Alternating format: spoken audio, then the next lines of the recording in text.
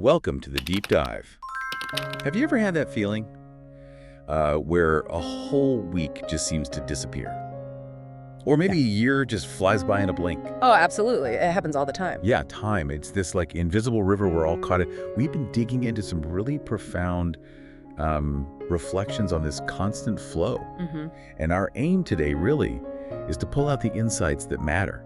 You know, the things that might just shift how we view and maybe how we use the time we actually have. That's the core of it. So as you're listening now, does time feel like it's, I don't know, stretching out ahead? Or is it more like those last few grains of sand slipping through the hourglass? That's such a fundamental question, isn't it? Because these ideas we've looked at, they really zone in on that tension. Right. We live day to day, sure, but underneath, there's this awareness that our time isn't infinite. Right. Let's dive into that first bit, just how brief life can feel. There's this really ancient text, Psalm 90, talking about a lifespan being, what, 70 or 80 years? Yeah, that's the traditional figure mentioned. And even then, it says those years could be tough, full of labor and sorrow, and then boom, it's over. We fly away. It really hits home, doesn't it? Makes you think about making each day count. It really does, especially when you consider everything you want to learn, to do, to experience. It's amazing how relevant those ancient words still feel. We have this deep desire to live fully, but life often feels incredibly fast. Yeah. There was this analogy used like waiting for a train that's always late, and then suddenly, whoosh, it arrives. Time can feel like that, like it's collapsing, accelerating. Oh, I get that feeling, totally. Yeah. And it's wild when you compare it to, say, travel speeds. Think about Jesus' time, maybe horse speed, a few miles an hour. Right, incredibly slow by our standards. Then jump to, what, 1910? Early military planes hitting maybe 42 miles per hour. Then Lindbergh crosses the Atlantic, 33 hours. Then the Concorde, just 3 hours. And space travel, 18,000 miles per hour by 1960. The acceleration is just unbelievable. But here's the twist, the paradox. We invented all this speed, all these time savers. But do we feel like we have more time? Often it's the opposite, isn't it? It really is, yeah. And the reflections pose this really pointed question. Has our inner state, our moral and spiritual condition, kept pace? Are we like space-age people still stuck in a horse and buggy condition spiritually? That's a powerful image. Are we using this speed, this technology, wisely? The psalmist also pleads about this shortness, right? Describing life as just a handbreadth, our age as nothing before God. Exactly. And then there's God's perspective on time itself, 1,000 years being like yesterday passing or just a watch in the night. Psalm 90, verse 4, I think. Wow. It puts our little lifespan into such a different context. It really does. It highlights this huge difference between the eternal and the temporary. We're even compared to grasshoppers from that vast perspective in Isaiah. And earthly things like grass withering, flowers fading. It's not to diminish us, though, right? It's more about pointing towards Towards what lasts. Yeah. Towards recognizing that from birth, we're all on this path. It's the universal reality of mortality. Yeah. I saw this breakdown. A 70-year life. You take out childhood, maybe 15 years, then sleep, maybe 20 years, then maybe 5 years dealing with physical limitations. And what's left? Maybe 30 years or so for everything else: eating, working, relationships, learning. It's not as much as you'd think. Not at all. And James 4.14 puts it so vividly. What is your life? It is even a vapor that appears for a little time and then vanishes away, like mist. Wow, a vapor. So transient. And this leads to the idea that ultimately our time isn't entirely in our own hands. There's this sense of a divine plan, a time appointed for each person's departure, accident, illness, old age. It's a sobering thought, definitely. And it connects to accountability. Hebrews 9.27 says, "It is appointed unto men once to die, but after this the judgment." It suggests we answer for how we've lived, particularly our relationship with God through Jesus Christ. And it touches on this universal sense of falling short, right? That there's something in the human heart, a kind of spiritual issue. Yes, a kind of disease is how it's sometimes put. It's not about outward appearances, skin color, none of that. God looks at the heart. And sin is defined as, what? Violating God's laws. Disobedience, rebellion, yeah. Things that lead towards judgment, potentially separation. That idea of hearing, "Depart from me, I never knew you," from Matthew 7. Which naturally brings us to the fact that we can't actually control time. Exactly. Think about it. Wealth can't buy more minutes. Science can't invent extra seconds. You can't bank time from a slow day for a busy one. Nope, can't save it up. It's always being spent. Once it's gone, it's gone. That really ramps up the urgency of now, doesn't it? This moment. Precisely, which Yeah. is why Ephesians 5:16 talks about redeeming the time, making the most of every opportunity, because the days are evil. Evil days. You see that reflected today, don't you? All the conflict, injustice, violence. Sadly, yes. The challenges persist. So, redeeming the time isn't just about efficiency, it's about actively doing good, pushing back against the negative. There was even this interesting idea mentioned, like tithing money, but tithing time. Setting aside, say, 10% for spiritual growth, prayer, Bible study. Investing time in what matters spiritually. It's a practical way to think about it, especially when, as we said, all our time-saving devices somehow leave us feeling more rushed. It's the central question, isn't it? How are we using the time we have?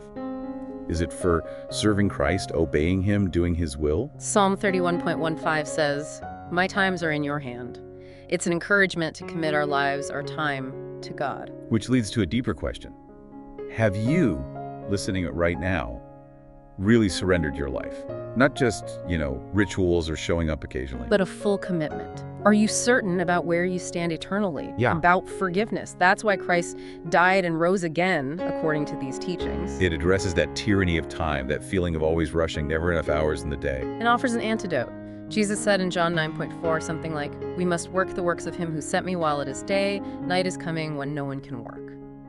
There's a window of opportunity. And He also said, near the end, I have finished the work which thou gavest me to do. John 17.4.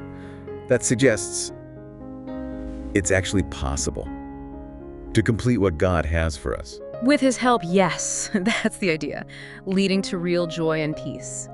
And it's unique work, assigned to each person, something only you can do. So time can be an ally or an adversary. How does that work? Well, the good news is time is presented as forgiving, in a sense. No matter how badly you feel you've wasted time in the past, tomorrow is a new day. There's always a chance to start fresh. I like that. There was that quote, A.D. Stevenson, what counts is not necessarily the years in your life, but the life in your years. Exactly. Quality over mere quantity. Purpose within the years. But there's a cost, right, to making the most of it. Often, yes. It might mean letting go of frivolous things or things that are actively wrong, focusing on what truly builds up, like loving others, especially those different from us. That's highlighted as a key mark of genuine faith. Then the discussion moves towards the end of time itself. Yes, the termination of time. Paul writes in 1 Corinthians 7.29, the time is short. And Revelation 10.6 declares there will come a point when there should be time no longer. Jesus talked a lot about end times too, didn't he? Matthew 24 and 25. Extensively. And there's this idea in Revelation 12 that the devil's activity increases because he knows his time is short. So it paints a picture of real spiritual conflict. Satan, demonic forces, fighting for people's souls. That's the biblical perspective, yes. A choice between the kingdom of the devil and the kingdom of God. But the exact timing, nobody knows. Mark 13 is clear. But of that day and that hour knoweth no man, no, not the angels which are in heaven, neither the Son, but the Father. The call is always, take ye heed, watch and pray, for ye know not when the time is. So be ready, live expectantly. Romans 13 puts it like, knowing the time, that now it is high time to awake out of sleep. For now is our salvation nearer than when we believed. Cast off darkness, put on the armor of light. It's a recurring theme. The time is at hand. And Jesus mentioned discerning the signs of the times, like increasing wickedness being one sign. Yes. It all points towards this deeply personal question. Is your name written in the Lamb's Book of Life? Revelation 21.27 says only those whose names are written there will enter heaven. And there's this other image of books recording our actions, our sins, even wrong intentions that we face at judgment. That's the picture presented, but the promise is that coming to Christ, repenting, means those records are blotted out. Your name gets written in the Book of Life instead. So the urgency is about now, making sure your name is there now. Exactly. Which brings us right back to that core message. Act now. 2 Corinthians 6.2. Behold, now is the accepted time. Behold, now is the day of salvation. Don't delay. If there's something good you should do, give, witness, forgive, do it now. Every tick of the clock is like a little nudge. Now, today. And there's a warning in Psalm 95. Today, if you will hear his voice, harden not your heart, because resisting can make it harder to respond later. Until one day, it's just too late. The opportunity passes. Time is just too short for indecision, for wavering. Like Elijah asks, "How long halt ye between two opinions?" 1 Kings 18.21. And it mentions how fools, or even the devil, can trick us into thinking we have plenty of time. Right, postponement is a classic tactic. But think of each day like a new bank account, 86,400 seconds. How will you invest them? Romans 13 again, urging us to live decently prepared, as if Christ could return any moment. Instead of living recklessly like there's no tomorrow, which some people sadly do. And addressing that specific tactic, the devil suggesting, oh, not now, maybe later, or not here, somewhere else. Yes. The counter is that this moment, right here, right now, is often God's appointed time. It certainly feels that way for many who make a commitment. There's that image of Jesus weeping over Jerusalem. Why? Because they knew not the time of their visitation. Luke 19.44. They missed their chance. Sobering. There's a poem mention, too, about how some unknown moment seals our eternal destiny based on our choices. And those stories. Powerful. The woman at the 1957 crusade, just 6 years old, stopped by her mother from going forward. And now, 35 years later, serving as a counselor but still regretting that lost moment as a child. And the cautionary tale? The man who refused to believe went off to the Bahamas. And died of a heart attack. For him, it was truly too late. It really brings it home. So for you listening, what about Christ's claims? What's your decision? The path involves first repenting.